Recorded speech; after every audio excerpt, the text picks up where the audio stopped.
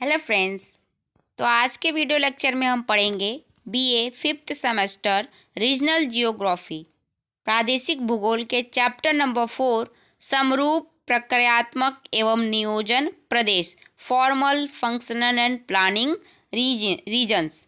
तो यहाँ पे आप सभी लास्ट तक वीडियो के तक बने रहिएगा, क्योंकि आपको बुक के कंटेंट जो है वो पूरे के पूरे एकदम परफेक्ट कंटेंट आप तक पहुंच रहे हैं और इम्पॉर्टेंट क्वेश्चंस के साथ साथ आपको प्रीवियस ईयर क्वेश्चन पेपर भी मिल रहे हैं। तो मेरे चैनल को फॉलो करिए, like subscribe and bell icon press करना ना भूलें। ठीक, शेयर भी करिए ताकि आप तक आपको और आपके फ्रेंड्स को जो है कि इम्पॉर्टेंट वीडियो मिलती रहे एग्ज़ामिनेशन से। तो आप सभी का 10 जनवरी को एग्ज़ाम है MGKVP यूनिवर्सिटी का, तो आप सभी तैयार हो जाइए। 3 दिन बचे हैं आपके एग्ज़ाम में, 7, 8, 9, उसके बाद 10 को आपका एग्ज़ाम है। तो इन 3 दिनों में आप रीजनल जियोग्राफी को क्या है एकदम घोल कर पी लीजिए, मतलब उसका घोल बना के उसको निचोड़ लीजिए। जितने भी इम्पोर्टेंट क्वेश्चंस हैं और जितने भी इम्पोर्टेंट टॉपिक्स हैं उनको पढ़ लीजिए अच्छे से। तो ये चलते हैं समरूप तथा लाक्षणिक प्रदेश फॉर्मल और यूनिफॉर्म रीजन्स क्या है देखते हैं। तो समरूप प्रदेश की सीमाएं कुछ चयनित तत्वों अथवा संबंधों की समरूपता के आधार पर सुनिश्चित की जाती है। तो इस चैप्टर में हम आप सभी को बताएंगे कि समरूप अथवा लाक्षणिक प्रदेश फॉर्मल और यूनिफॉर्म रीजन्स क्या होते हैं। उसके बाद हम देखेंगे कि सांस्कृतिक प्रदेश क्या है, प्राकृतिक प्रदेश क्या है, नेचुरल रीजन्स क्या है और फिजियोग्राफिक रीजन्स क्या है। भौतिक प्रदेश, प्राकृतिक प्रदेश और सांस्कृतिक प्रदेश के बारे में हम देखेंगे, उनके श्रेणी को देखेंगे। फिर सांस्कृतिक प्रदेशों की सीमांकन को हम यहाँ देखेंगे। फिर फंक्शनल रीजन्स क्या होता है, क्या है, प्रक्रियात्मक प्रदेश क्या होता है देखेंगे, भौगोलिक प्रदेश क्या है देखेंगे। फिर भारत के नियोजन प्रदेश को देखेंगे, जिसमें अब प्रशासकीय इकाई आपका महानगरीय और संक्रमणीय और भारत के नियोजन प्रदेशों का वर्गीकरण हम पढ़ेंगे, किस तरीके से भारत के प्रदेश जो है वह उनका वर्गीकरण किया गया है। ठीक, उसके बाद हम प्रदेश में अंतर देखेंगे, बृहद प्रदेश और मध्य प्रदेश के अंतर देखेंगे। ठीक, जिसमें आप सभी को गंगा का मैदान उत्तर पूर्वी प्रदेश, उसके बाद आपको जम्मू कश्मीर एवं लद्दाख, अरावली प्रदेश, गुजरात प्रदेश, पश्चिमी राजस्थान, सिंधु गंगा पार मैदान, मध्यवर्ती दक्कन प्रदेश, पूर्वी प्रायद्वीपीय महाद्वीपीय प्रदेश, उसके बाद मध्यवर्ती प्रायद्वीपीय प्रदेश, दक्षिणी प्रायद्वीपीय प्रदेश। तो ये सब क्या है आप सभी पढ़ेंगे, जिसमें आपको गंगा पार मैदान पढ़ना होगा, उत्तरी मैदान पढ़ना होगा, पश्चिमी हिमालय पढ़ना होगा, पूर्वी हिमालय पढ़ना होगा। तो ये लास्ट तक वीडियो में बने रहिए। ठीक, तो चलते हैं अपने टॉपिक पर, ज़्यादा आपका वक्त ना लेते हुए। तो यह समरूप अथवा लाक्षणिक प्रदेश का परिचय है यहाँ पर। ठीक, उसके बाद हम देखेंगे कि जिन समरूप प्रदेशों में एक से अधिक तत्वों की समरूपता होती है उन्हें बहुल विषय प्रदेश कहते हैं। प्रदेश के सीमांकन अथवा परिसीमन में जितने तत्वों को आधार बनाया जाता है वे समरूप प्रदेश में लगभग समानता रखते हैं। कई तत्व संयोगों के आधार पर निर्धारित ऐसे प्रदेश विभिन्न प्रकार के होते हैं, जिनमें से कुछ प्रदेश का वर्णन आगे किया जा रहा है। पहला है भौतिक प्रदेश, फिजियोग्राफिक रीजन्स।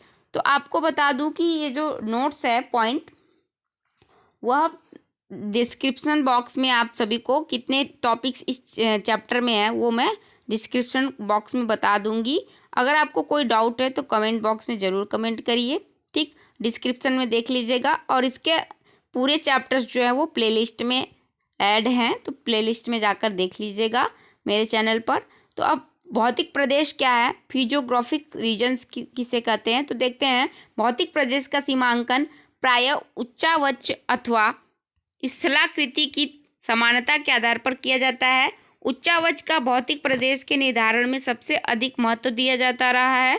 आज के समय में अधिकतम भूगोलवेत्ताओं का कहना है कि भौतिक प्रदेशों के निर्धारण में उच्चावच के साथ भूगर्भिक संरचना व अपवाह को भी शामिल करना चाहिए। तो अब यहाँ पर भौतिक प्रदेशों का सीमांकन उच्चावच, संरचना व अपवाह के संयुक्त आधार पर होता है, जिसमें पर्वतीय प्रदेश, पठारी प्रदेश, अंतरपर्वतीय प्रदेश, गिरिपथ प्रदेश तथा मैदानी प्रदेश भौतिक प्रदेश के उदाहरण हैं। तो भारत को स्थलाकृति के आधार पर 4 बृहद भौतिक प्रदेशों में बांटा जाता है। पहला है हिमालय का पर्वतीय प्रदेश, दूसरा उत्तर भारत का मैदानी प्रदेश, तीसरा दक्षिण का पठारी प्रदेश, चौथा है समुद्र तटीय मैदानी प्रदेश। ठीक, अब भारत को स्थलाकृति के आधार पर 4 बृहद भौतिक प्रदेश में बांट दिया गया है। यही चारों हमें आगे पढ़ना है। फिर सूक्ष्म स्थानीय प्रदेश विशेषताओं के आधार पर इन प्रदेशों को विभिन्न माध्यम व लघु प्रदेशों में बांटा जाता है। फिर इनके अंतर्गत इन्हें अलग अलग प्रदेशों में बांटा जाता है। आगे देखते हैं फिर प्राकृतिक प्रदेश, नेचुरल रीजन्स क्या है।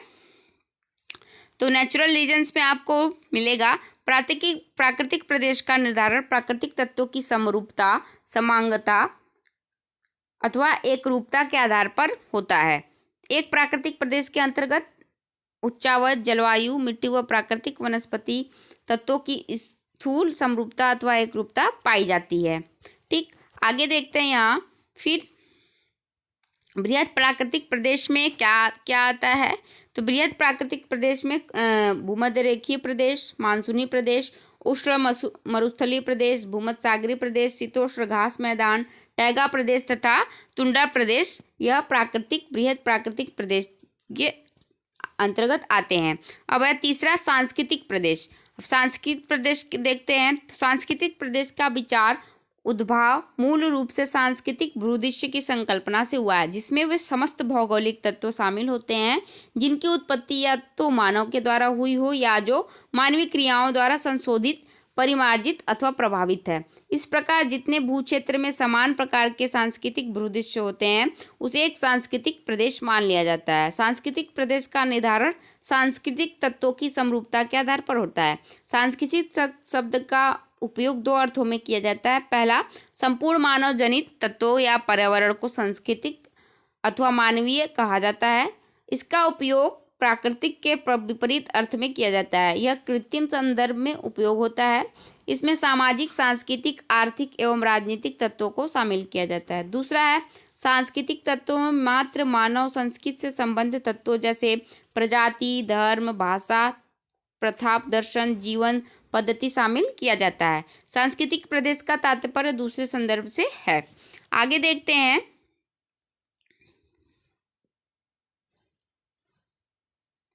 अब इसमें यहाँ पर बता रहा है कि विश्व स्तर पर सांस्कृतिक प्रदेशों को निम्न 3 पदाक्रमों में बांटा जाता है।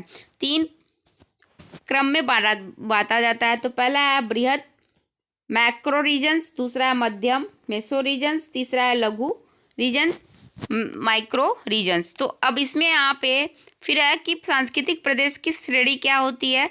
तो यहाँ कल्चरल वर्ल्ड होता है, फिर कल्चरल रिलम होता है, फिर कल्चरल एरिया और रीजन्स होते हैं।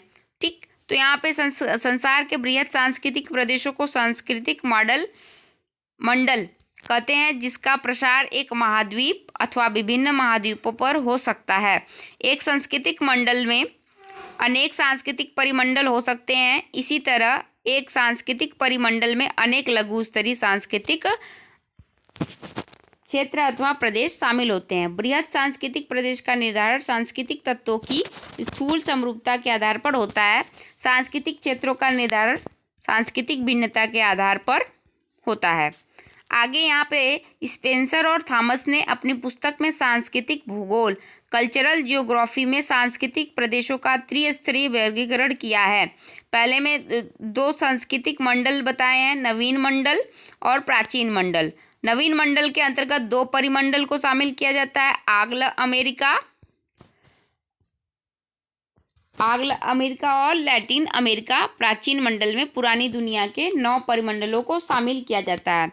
अब 9 परिमंडल क्या है कि पश्चिमी यूरोप परिमंडल, पूर्वी यूरोप और सोवियत परिमंडल, तीसरा है अरब मुस्लिम शुष्क परिमंडल, चौथा है अफ्रीकी परिमंडल, पांचवा है दक्षिण एशियाई परिमंडल, छठा है चीनी परिमंडल और सातवां है दक्षिण पूर्वी एशियाई परिमंडल, आठवां है ऑस्ट्रेलियाई परिमंडल एवं नौवां है प्रशांत परिमंडल। तो ये थे स्पेंसर और थॉमस के अनुसार सांस्कृतिक भूगोल में परिमंडल के वर्गीकरण। आगे देखते हैं, रसेल, निफेल और प्रूट ने अपनी पुस्तक संस्कृत मंडल में सांस्कृतिक प्रदेशों को निम्नवत विभाजित किया है इस तरीके से कि बताया है कि पहला है 7 प्रकार से इन्होंने बांटा है सांस्कृतिक मंडल को। पहला ध्रुवीय मंडल, दूसरा यूरोपीय मंडल, तीसरा अमेरिकी मंडल, चौथा शुष्क मंडल, पांचवा प्राच्य अथवा एशियाई मंडल, अफ्रीकी मंडल, प्रशांत मंडल। और आपको इस अनुसार दोनों मंडलों के बारे में पूछ सकता है, या तो आपको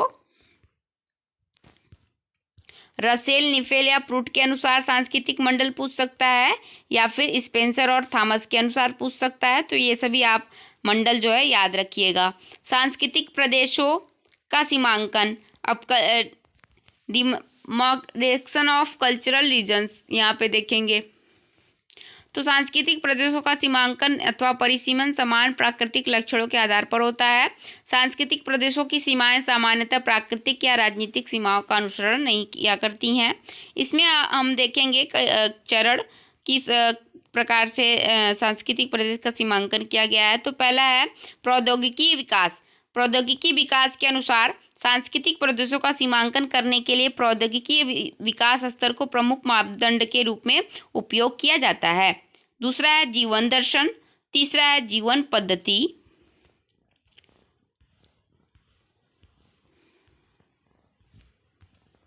ठीक।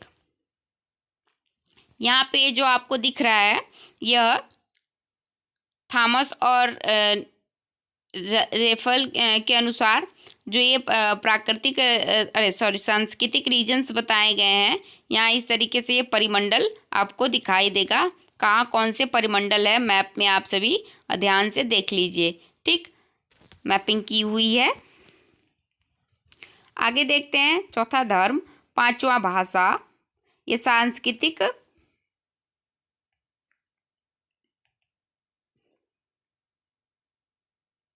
परिमंडल के सीमांकन है। तो पांचवा है भाषा, छठा है प्रजातीय समूह। फिर अब आगे देखते हैं चौथा भौगोलिक प्रदेश। हमने पहला देखा भौतिक प्रदेश, दूसरा प्राकृतिक प्रदेश और तीसरा सांस्कृतिक प्रदेश। अब चौथा क्या है, भौगोलिक प्रदेश। तो भौगोलिक प्रदेश में क्या आते हैं, भूमंडल का वह भाग जिसमें संपूर्ण भौगोलिक तत्वों में समरूपता होती है उसे एक भौगोलिक प्रदेश कहा जाता है।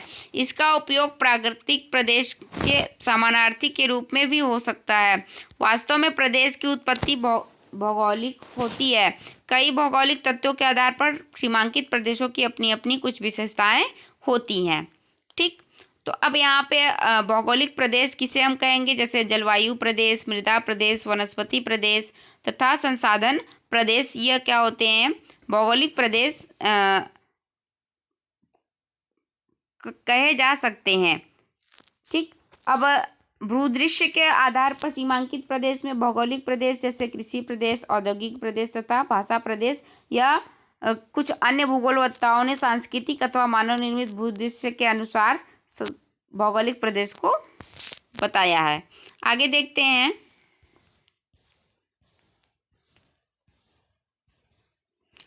पांचवा है आर्थिक प्रदेश, इकोनॉमिक प्रदेश।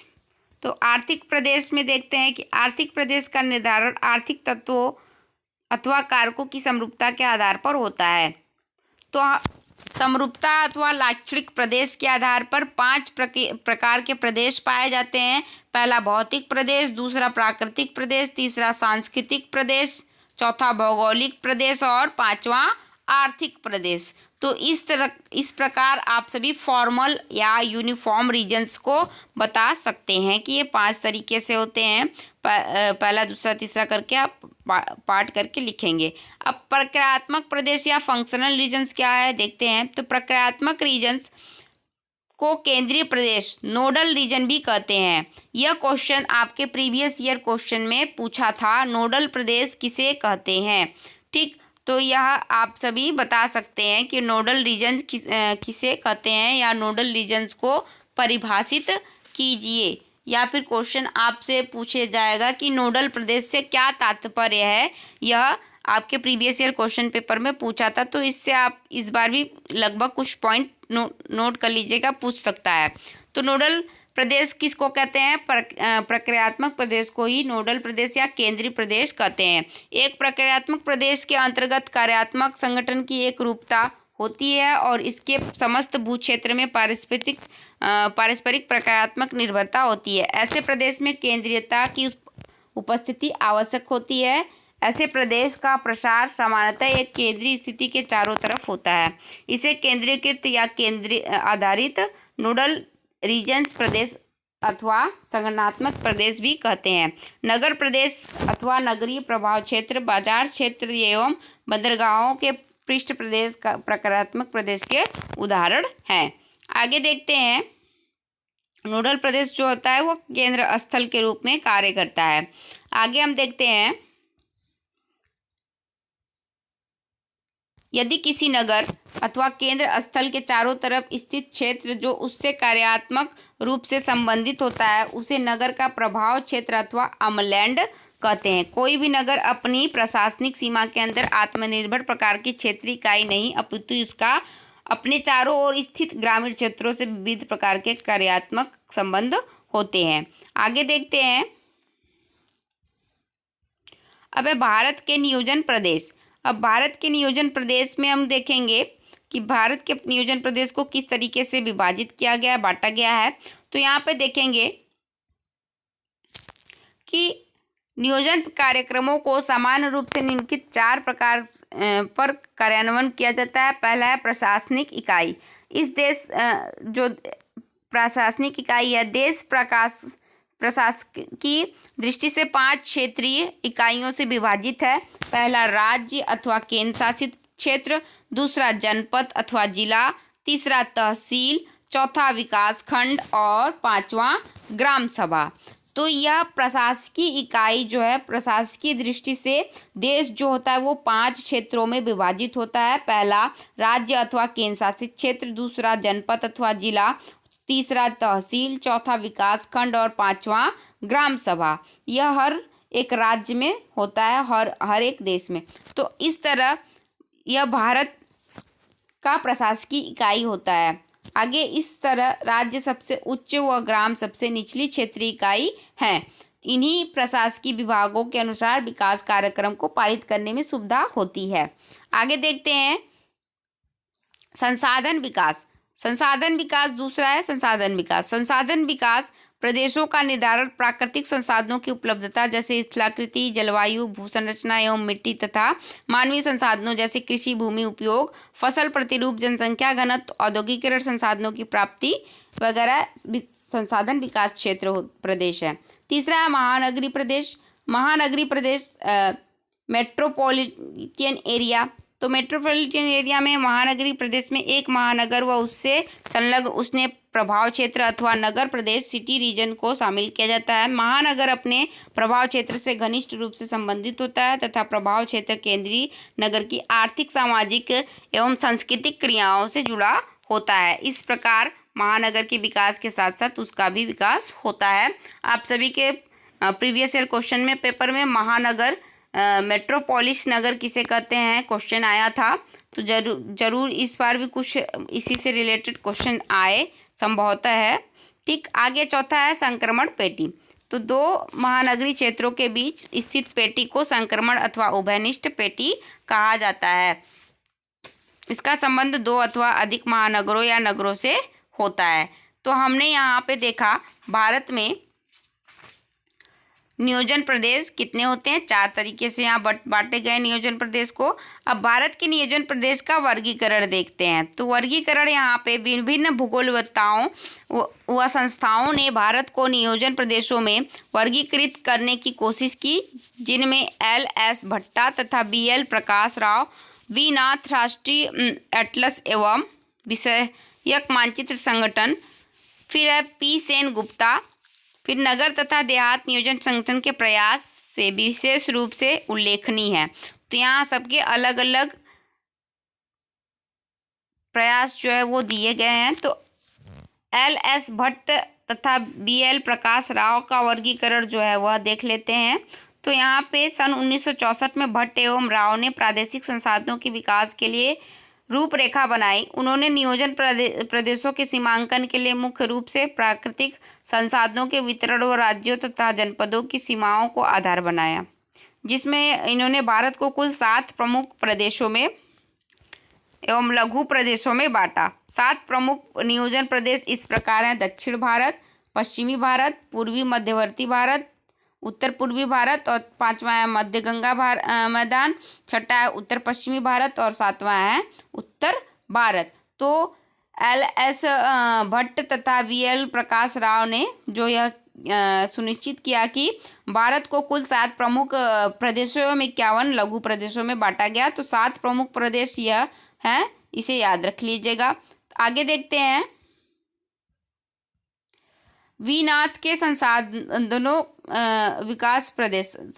का विकास प्रदेश देखते हैं। तो इन्होंने 1965 में योजना आयोग के समस्त भारत को संसाधनों विकास प्रदेशों में वर्गीकृत करने हेतु प्रारूप व्यक्त किया, जिसे यह समस्त भारत को 15 प्रमुख प्रदेशों व 48 उप प्रदेशों में विभाजित किए।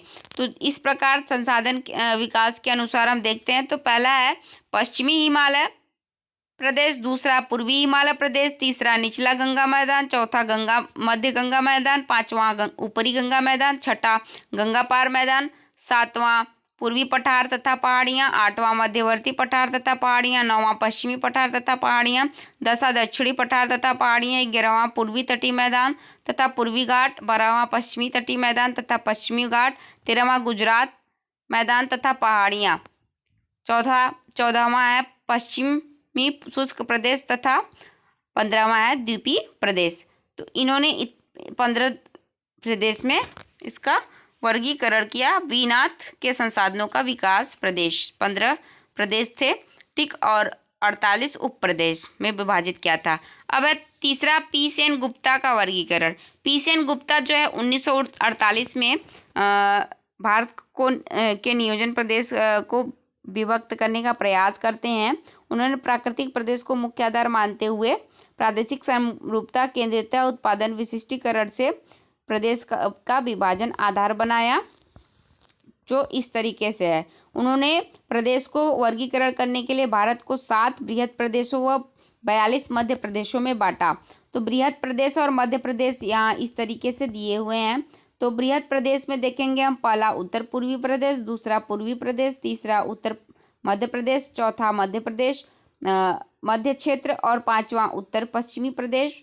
और इसमें मध्य प्रदेश में मेसो रीजन्स में आपको ऊपरी ब्रह्मपुत्र घाटी, दूसरा है निचली ब्रह्मपुत्र घाटी सिक्किम, और तीसरा है खनिज युक्त पठार, चौथा है पूर्वी और उत्तरी पहाड़ियाँ। तो इस तरीके से आपको पूरे के पूरे 42 और यहाँ 7 बृहद प्रदेश और 42 मध्य प्रदेश आपको देखने को मिलेंगे। तो ध्यान से यह देख लीजिए।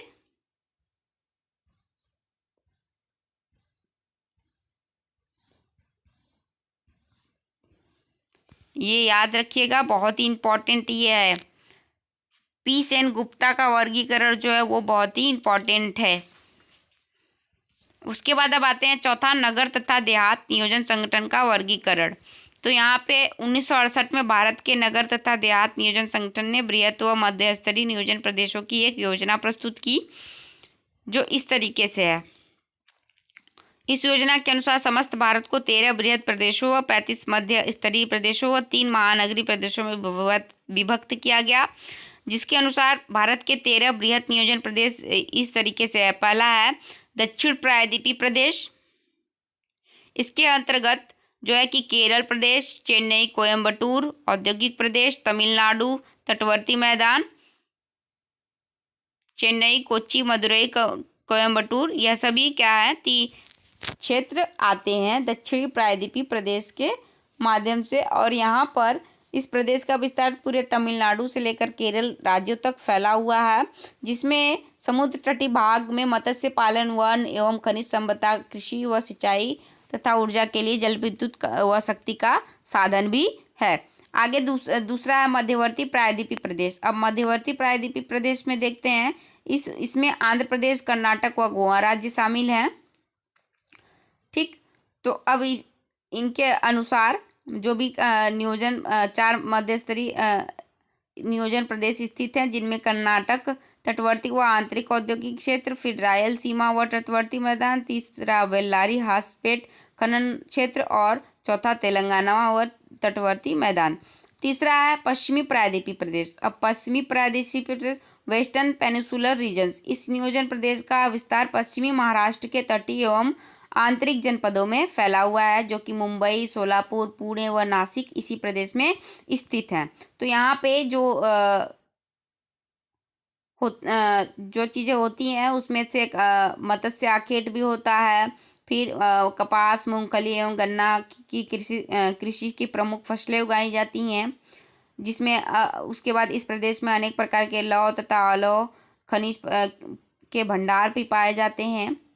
ठीक, यहाँ सूती वस्त्र उद्योग भी सबसे बड़ा प्रमुख उद्योग है, जिसका केंद्र मुंबई, पुणे एवं सोलापुर है, औद्योगिक केंद्र। आगे देखते हैं मध्यवर्ती दक्कन प्रदेश। अब यह प्रदेश दक्षिण प्रायद्वीपीय दक्कन पठार के मध्यवर्ती भाग में स्थित है। इसमें पूर्वी महाराष्ट्र, मध्य एवं दक्षिणी मध्य प्रदेश तथा पश्चिमी छत्तीसगढ़ राज्य शामिल है। यह प्रदेश उद्यान कृषि व कपास की कृषि के लिए उचित है। यहाँ लौह अयस्क के पर्याप्त भंडार है। नर्मदा नदी जल विद्युत परियोजना भी है। ठीक, आगे देखते हैं पूर्वीय प्रायद्वीपीय प्रदेश। अब पूर्वी प्रायद्वीपीय प्रदेश, इस प्रदेश में ओडिशा, झारखंड, छत्तीसगढ़, पूर्वी मध्य प्रदेश, उत्तरी पूर्वी आंध्र प्रदेश, सीमावर्ती पश्चिम बंगाल एवं उत्तर प्रदेश के दक्षिण पूर्वी पठार भाग भी शामिल हैं। आगे देखते हैं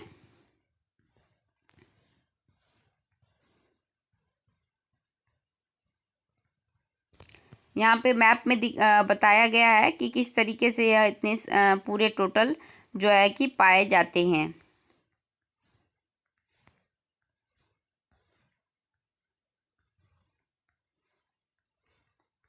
आगे छठा गुजरात प्रदेश। इस नियोजन प्रदेश का विस्तार गुजरात राज्य में। यहाँ खनिज संसाधनों में पेट्रोलियम व पेट्रो रसायन, नमक, चूना पत्थर एवं बैक्साइट प्रमुख हैं। तटीय भागों में मत्स्य आखेट प्रमुख उद्यम, जबकि नर्मदा तथा दांतेवाड़ा जनपदों में कृषि विकास की प्रबल संभावनाएं विद्यमान है। आगे देखते हैं फिर सातवां पश्चिमी राजस्थान। अब पश्चिमी राजस्थान में देखेंगे, इसमें प्रदेश में राजस्थान के 10 जिले शामिल हैं, जो इस प्रकार है: जैसलमेर, सिरोही, बाड़मेर, जालौर, बीकानेर, गंगा नगरपाली, जोधपुर, नागौर तथा चूरू। यह एक शुष्क एवं आर्द्र शुष्क प्रदेश है, जिसकी प्रमुख समस्या वर्षा की कमी तथा जल अभाव से संबंधित है। यहाँ की नियोजन प्रक्रिया के प्रमुख अंग है जल संरक्षण, जल आपूर्ति में वृद्धि, मरुभूमि सुधार, शुष्क कृषि को प्रोत्साहन और औद्योगिकी विकास में वृद्धि करना। इस प्रदेश को कोयला, लिग्नाइट, चूना पत्थर, कीमती पत्थर एवं सिलिमिनाइट के भंडार भी यहाँ शामिल हैं। आगे देखते हैं आठवां है अरावली प्रदेश। अब अरावली प्रदेश के अंतर्गत देखते हैं तो इस प्रदेश का विस्तार पूर्वी राजस्थान व पश्चिमी मध्य प्रदेश में है। इस प्रदेश की प्रमुख समस्याएं मृदा अपरदन, पिछले क्षेत्रों में कृषि एवं औद्योगिक विकास तथा सामाजिक सुधार है, जिनका नियोजित विकास आवश्यक है। आगे देखेंगे हम, नवा है जम्मू कश्मीर एवं लद्दाख। अब जम्मू कश्मीर एवं लद्दाख, इस प्रदेश में जम्मू एवं कश्मीर में बारामूला, पुंछ, राजौरी, जम्मू, श्रीनगर, उधमपुर, कठुआ, अनंतनाग, डोडा व लद्दाख जिले शामिल हैं। यह एक उच्च पर्वतीय प्रदेश है, जहां समतल भूमि की कमी के कारण स्थल परिवहन का विकास बहुत कम हो पाया है। यहाँ लघु घाटियों व पर्वतीय ढालों पर सेब के फल उद्यान हैं तथा पर्वतीय चारागाहों पर पशुचारण किया जाता है। ठीक, तो अब इस प्रदेश में 2 मध्यम स्तरीय प्रदेश में बांटा गया है, जैसे जम्मू कश्मीर तथा लद्दाख। आगे देखते हैं 10वां है सिंधु गंगा पार मैदान एवं पर्वत।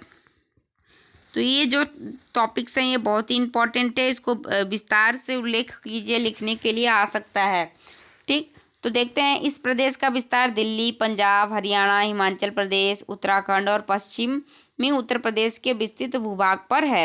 हिमाचल प्रदेश व उत्तराखंड में फलोद्यान, कृषि, पर्यटन उद्योग, जल विद्युत व वन उद्योग का विकास हुआ है। इस प्रदेश को उप भागों में भी विभाजित किया गया है, जैसे पहला है पंजाब तथा हरियाणा प्रदेश, दूसरा है दिल्ली तथा पश्चिमी उत्तर प्रदेश है। अब आगे 11वां है गंगा यमुना मैदान। अब गंगा यमुना मैदान इस प्रदेश का विस्तार उत्तर प्रदेश के मध्यवर्ती पूर्वी एवं दक्षिणी पश्चिमी जनपदों में, मध्य प्रदेश की उत्तरी जनपदों में है। तो हम लोग गंगा यमुना के मैदान में रहते हैं, हम लोग गंगा के मैदान में रहते हैं, ठीक, यूपी वाले।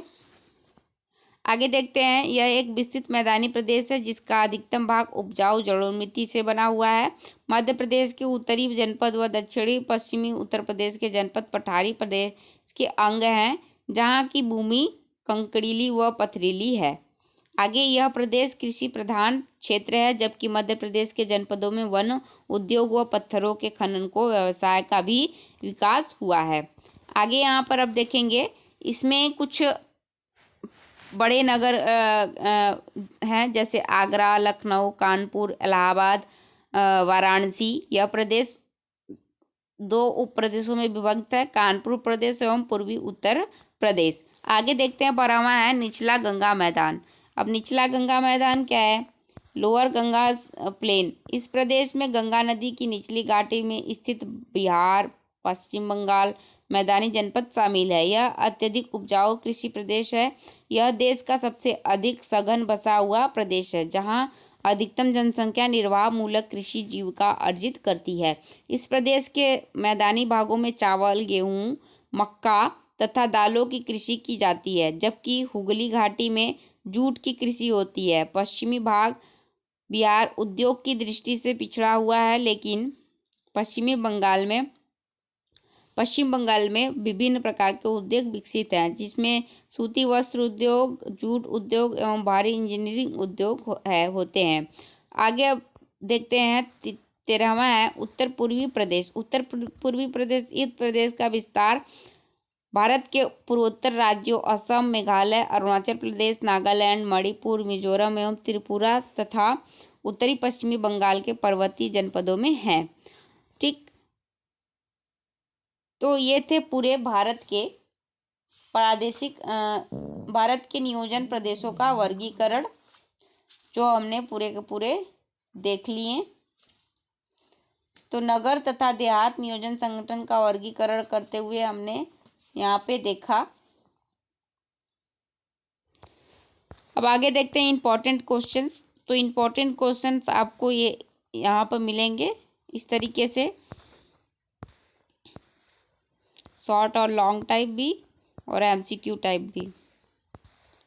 तो नेक्स्ट वीडियो हम लेकर आएंगे नेक्स्ट चैप्टर नंबर 5, प्रदेश एवं प्रादेशिक नियोजन का परिसीमन, delimitation of region and regional planning, और 5th और 6th, ये 6th प्रादेशिक नियोजन के सिद्धांत एवं model, theories and models for regional planning. ये दोनों चैप्टर बहुत ही इंपॉर्टेंट होने वाला है, तो मेरे चैनल पर बने रहिए और चैनल को सब्सक्राइब, लाइक और शेयर, कमेंट करना ना भूलें। बेल आइकन भी प्रेस कर दीजिएगा ताकि आप तक जो भी इंफॉर्मेशन वीडियो है आप तक जल्द से जल्द पहुंच सके, ठीक।